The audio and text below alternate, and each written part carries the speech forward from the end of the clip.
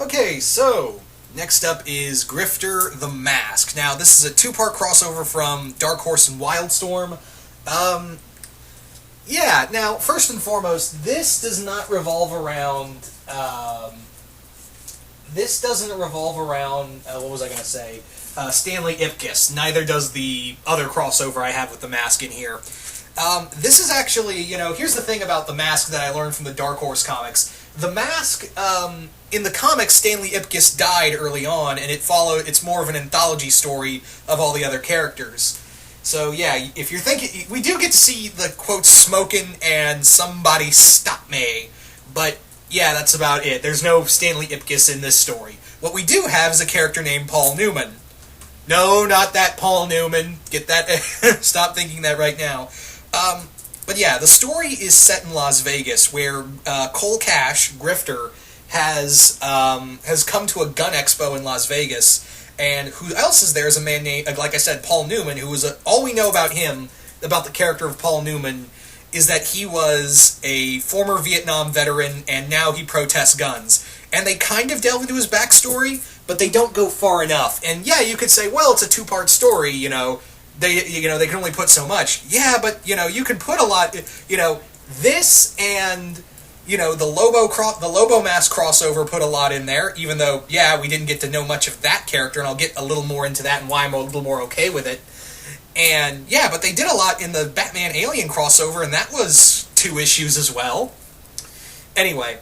So, like I was saying, they want to, and here's the other thing that I kind of find aggravating, is they feel like they want to set up Paul Newman, but they don't. They don't set up the Paul Newman character at all. All we know is they protest guns, and he was in Vietnam. We don't really know why, he started doing this whole protest thing. They do say that, they kind of allude to he had a wife that he abused but they don't really say if it was PTSD or if he was just an asshole. Anyway.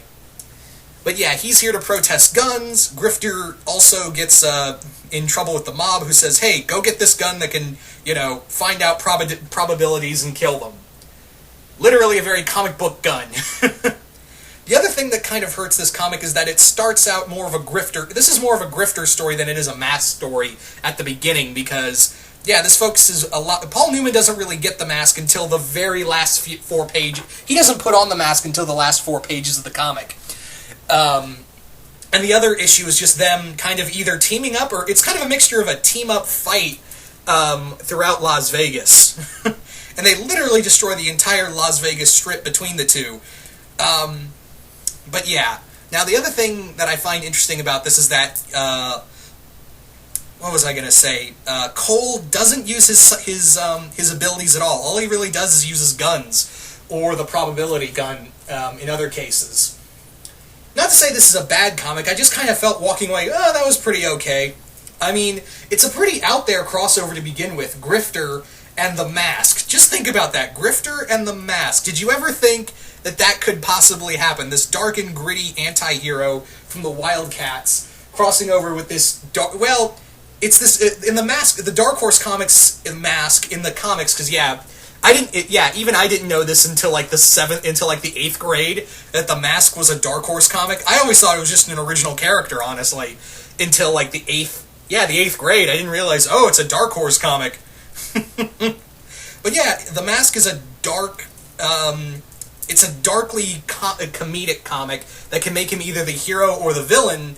And yeah, you can clearly tell in some of the scenes that that the writer of this comic wanted to use Stanley Ipkiss because he makes the Mask very, very overly comedic in a lot of scenes. It's like almost Daniel Way Deadpool level in some cases, but it's a little more comedically done.